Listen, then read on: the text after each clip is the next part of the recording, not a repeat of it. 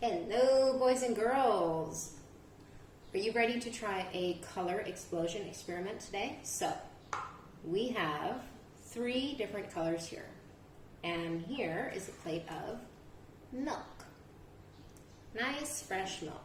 So, we're going to try and make a color explosion. I have the colors orange, I have the colors green, I have the colors purple, and I have some dish soap. On top of that, I have a Q-tip. That we normally use for cleaning our ears, but it's also very useful when we make crafts. So, what I'm going to do is I'm going to pour just a tiny drop of orange inside the milk. Now, I want to make sure all the colors stay close together and they don't separate too much. So, I'm just putting 1 drop of orange, 1 drop of green, and finally 1 drop of purple. I think purple is going to be the darkest color. Okay? Now I'm going to take my toothpick, my Q-tip, and just dip it 1 time inside like that. Alright, now here comes the magic part. I'm going to take the other side of the Q-tip and put it in some dish soap.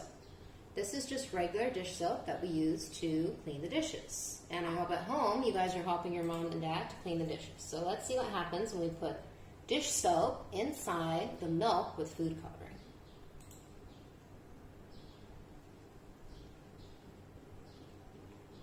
And you have to wait a few minutes to see. Whoa, guys, can you see that? That is cool. Look at that. How cool is that? You see? It's making its own color spread, and when I move it around, you see what the dish soap is doing? It's causing a special color reaction, and it's making really beautiful marbled milk. Whoa! Isn't that pretty? Check it out. Look, guys. So that is a super fun and easy experiment you can try. Just make sure you don't drink it because it has lots of food coloring inside and it's not very healthy to drink. And it has a dish soap, so you're probably not going to want to drink it.